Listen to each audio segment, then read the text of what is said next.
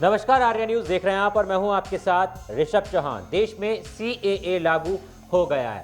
भारी विरोध होने के बाद भी सरकार अपने इरादे स्पष्ट कर चुकी है कि CAA से कोई कॉम्प्रोमाइज नहीं किया जाएगा। सरकार और CAA के मुताबिक इसके तहत 3 पड़ोसी देशों यानी पाकिस्तान, बांग्लादेश और अफगानिस्तान से आए गैर मुस्लिम शरणार्थियों और हिंदू, सिख, जैन, बौद्ध, ईसाई और पारसियों को भारतीय नागरिकता मिल सकेगी। सरकार की दलील है कि पड़ोसी देशों में बसे ये समुदाय काफ़ी परेशानी झेल रहे हैं, ऐसे में भारत उन्हें अपनाएगी। पारसी समुदाय भी इसमें से एक है। पारसी धर्म के लोग बहुत कम ही खबरों में रहते हैं। काफ़ी कम आबादी वाले ये लोग लगातार घट रहे हैं।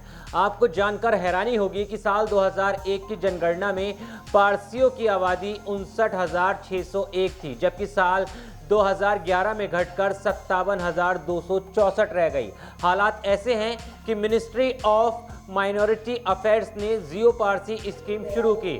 इस मुहिम का मकसद समुदाय की कम होती जनसंख्या को बचाना और उसकी मदद करना है। वहीं पूरी दुनिया में लगभग 2 लाख पारसी ही बाकी बचे हैं। ये कम भी हो सकते हैं। वर्ल्ड पॉपुलेशन रिव्यू का मानना है कि इनकी संख्या 1.25 लाख से ज़्यादा नहीं है। पारसी समुदाय भारत के अलावा ईरान, अमेरिका, इराक और उज्बेकिस्तान और कनाडा में बसा हुआ है। पाकिस्तान में भी 1000 के आसपास पारसी माने जाते हैं। पारसी धर्म दुनिया के सबसे पुराने धर्मों में से एक है।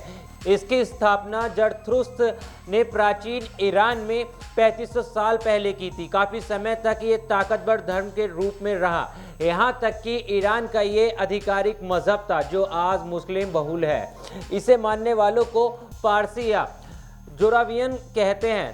6वीं सदी तक ये लोग वहाँ फलते फूलते रहे। इसके बाद ईरान में इस्लामिक क्रांति हुई, जिसमें लोगों पर धर्म बदलने का दबाव बनाया जाने लगा। धर्मांतरण के लिए राजी न होने वाले को मार दिया जाता। इसी दौर में पारसी समुदाय के लोग दुनिया भर में पलायन करने लगे, तभी इनका भारत आना भी हुआ।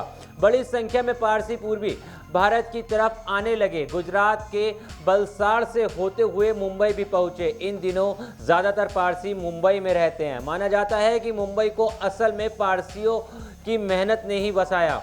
वहाँ कई इलाके हैं जहाँ पारसी बस्तियाँ हैं और पारसी खान पान की झलक जहाँ देखी जा सकती है। वे काफ़ी पढ़े लिखे होते हैं और बिजनेस में भी जल्दी तरक्की कर जाते हैं। मुंबई में बड़े बिजनेस किसी न किसी पारसी परिवार के हैं। अब असल मुद्दा अपना देश छोड़कर भागने के बाद भी जो समुदाय भारत में इतने आगे निकल गया, आखिर आबादी के मामले में वो पिछड़ क्यों रहा है? इसे जानने के लिए हमें उनकी शाही ब्याह के तौर तरीकों को समझना होगा। अलग अलग मीडिया रिपोर्ट्स में कहा गया है कि फिलहाल शादी की उम्र के 30% पारसी अविवाहित हैं। जो शादी कर चुके हैं उनमें भी बच्चा देर से करने या ना करने का चलन है। इस समुदाय की फर्टिलिटी रेट 0.8 है। इसके मायने ये है कि हर साल अगर 300 पारसी बच्चे जन्म लेते हैं तो 800 लोगों की मौत हो जाती है। पारसी युवती अगर अपने धर्म से बाहर शादी करें तो वो पारसी नहीं मानी जाती। कई बार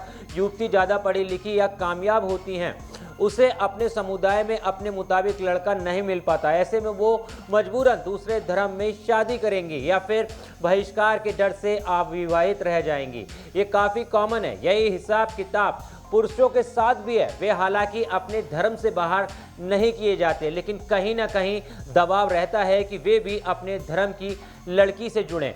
गैर पारसी से शादी करने वाली लड़की को सिर्फ धर्म से ही नहीं पर रोक लगा दी जाती है। सबसे बड़ी रोक ये है कि वह लड़की अपने पिता की मौत पर जाकर भी प्रार्थना में शामिल नहीं हो सकती। यूँ तो हर धर्म में धर्मांतरण के अलग अलग नियम हैं, लेकिन पारसियों में ये इतने सख्त हैं कि किसी दूसरे धर्म का शख्स चाह कर भी पारसी नहीं बन सकता। पारसी होने के लिए धार्मिक शुद्धता को पहले रखा जाता है, इसलिए ही किसी अन्य को धर्म अपनाने की इजाज़त नहीं दी जाती। वहीं बाकी धर्मों के लोग इसलिए भी बढ़ रहे हैं क्योंकि उसमें किसी को भी शामिल होने की छूट रहती है अगर वो कुछ खास बातों पर पालन करें। पारसियों की आबादी को कम होने से रोकने के लिए भारत सरकार भी कोशिश कर रही है। जैसे कुछ समय पहले ही जियो पारसी स्कीम लॉन्च हुई। इसके जरिए मिनिस्ट्री ने खुद ऑनलाइन डेटिंग और मैरिज काउंसलिंग की पहल की। दशक भर पहले भी ये स्कीम लाई गई थी, लेकिन खास फायदा नहीं हुआ। अब इसमें कई बातें